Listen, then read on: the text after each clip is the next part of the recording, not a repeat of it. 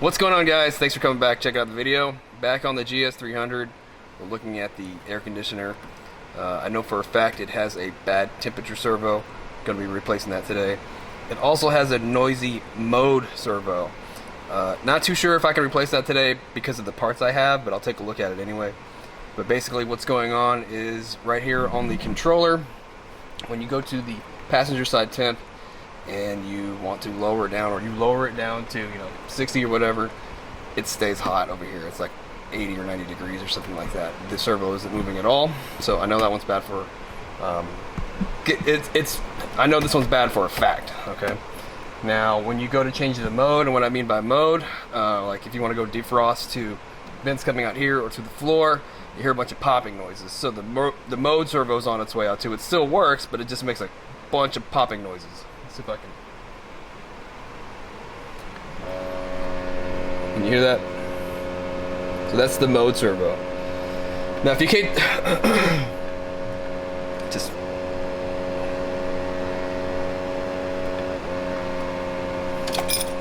alright, so we'll take a look at that. That's definitely the mode servo making that noise right there. Now these repairs, if you take it to the dealership, the dealer is going to charge you to take out the whole dash to do these repairs, which can cost you, I think it's like 7 or 9 hours at least $124 an hour. It's going to be quite a bunch. It's going to be $1,000 guaranteed. We're going to try to do that today without doing any of that. We're going to go ahead and lower the glove box first, pull it out. Basically, we're working on the passenger side servo, or the temperature servo, not the driver's side. The driver's side is over here, down in this area here, but we're going to do everything on this side today. Okay, as far as the glove box goes, this is going to be some Phillips screws up here. I'm going to pull those out, and down here, I'm going to remove this cover down here and pull the screws out. They're holding it, and we should be able to just pull this guy right out.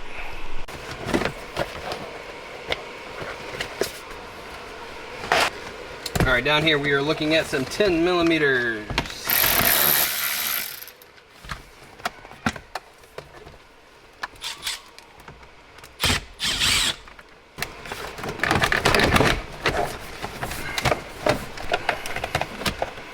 Right here, whenever you see any yellow like this is airbag wiring. I'm going to try to just disconnect it. I'm not going to unplug it. I'm just going to, this panel is actually removable, and just going to kind of undo the panel there and just pull the glove box out. Then you're going to have to remove this changer. Just some more 10 millimeters on the side. Alright, now that we have the glove box all the way and the changer out of the way, looking in here, you can see an actuator right here, or a servo right here, and a servo right here, and there's actually one behind this vent right here. Okay, so this is going to be your fresh air door actuator. This is going to be your mode. Okay, it's like airflow directional. This is the one that's making all the popping noise on us. It's the one that controls where the airflow is going to go, either defrost at your feet or in your face. And the one that's back behind this vent right here, or this duct, is going to be the air temperature door for the passenger side. That's the one that's stuck on heat, is the one back here. So we're going to need to get rid of this ducting right here without breaking it. Okay. All right. So with the glove box out of the way, we can actually test this to see if it's see if it's the bad mode door that's making all the noise, just by turning the key and listening to it. And it's definitely it. You can actually feel it. And if we unplug it, it should stop. It's just jammed up. Alright, that's definitely that airflow mode door. That's bad.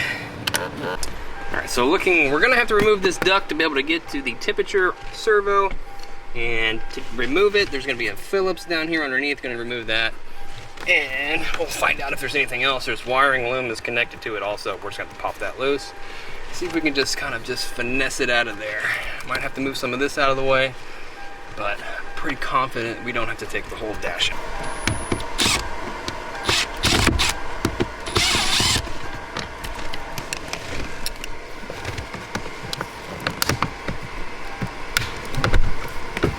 Ooh, things are a little crunchy.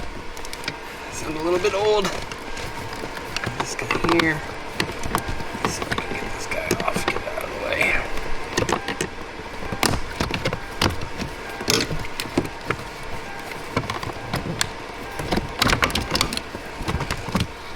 of the way. One back here that's gonna need to come. Pop this guy loose too. Alright, back on there. Let's see what we got here. Well, at least this part, I'm pretty sure you can pull this part off. It's just clipped on. Alright, drop it through there. Alright, so with that vent out of the way, you can go ahead and take the screw out of the ducting right here. It's also holds that mode door in.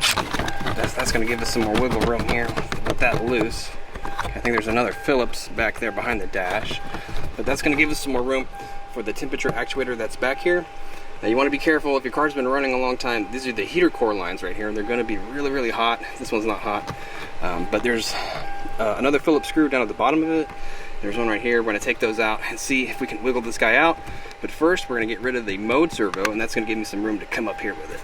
All right, so come over here and take the Phillips out right here. So there's 3 screws in the mode servo. The one in the back here is kind of difficult to get to. You're going to need a shorty screwdriver, or like I have a little ratcheting wrench that has a Phillips bit on it. All right, it should just come right off. There we go. And just unplug it. All you gotta do is just press the little tab on top. You should be able to just unplug this guy. There you go. Okay, so there we go, the mode servo. Make sure I got the right part.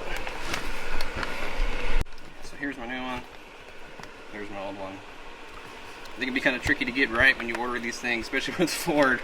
But this one looks like it's gonna be right. All the mounting holes are the same. This is not in the same position right now and won't be until I plug it in, but we're looking good here.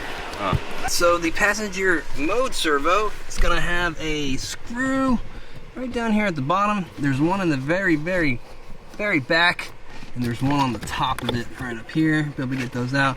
Now the heater core lines, you can kind of bend these out of your way just a little bit, which I'm going to have to do to be able to get that servo out of there. So that should be very, very fun. Okay, so if we look at the servo, what I'm going to do is I'm going to crank the heat up. We should see it move back there. We should see that arm back there move. Okay, you can see it kind of move up like that. And if I go back down with the temp, that arm should go back down. Okay, it's getting stuck. You can hear it in there. It's a little stuck. And after looking at my parts and what I have, you know, the wrong servo. I don't have the right one. But what I'm going to do is I'm going to take this out for the video anyway, and I've heard that you can actually kind of clean the insides of these up and try to get them to work. So I think that's what I'm going to do. I'm still going to pull it out. So we got one screw here, and there's one a little further back. And the heater core lines are definitely in the way.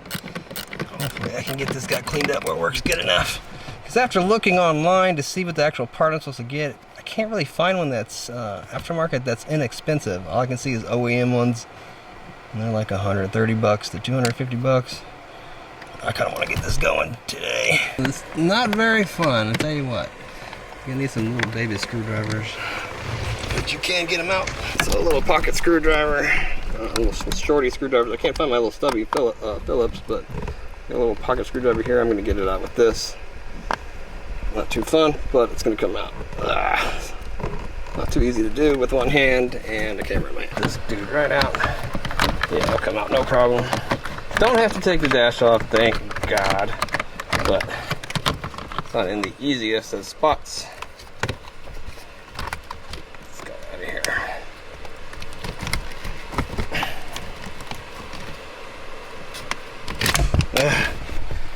There we go. Passenger temp servo.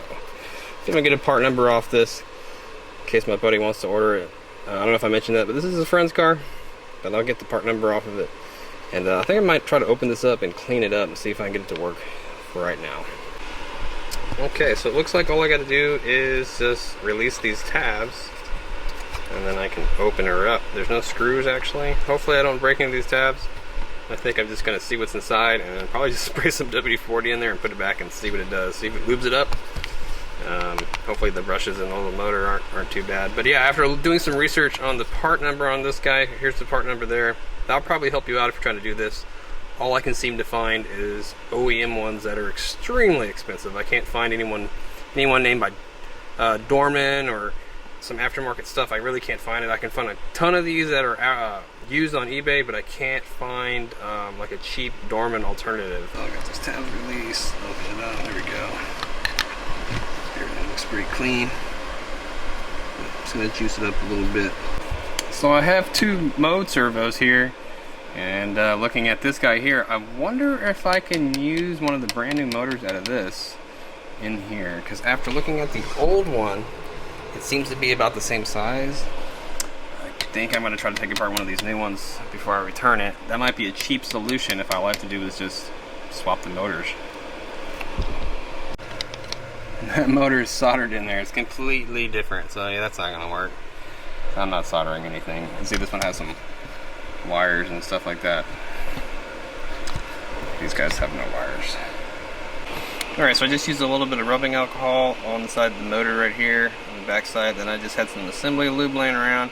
I just hit it with a few dots here and there, and I'm going to reassemble this thing, hook it back up, and see if it moves around. It gets a little bit, you know, a little lubed up, and hopefully that works for a long time. Alright, so I'm going to see if it moves around. You change the temp, go back down, or moves that way. Keep going, down, up. It was good.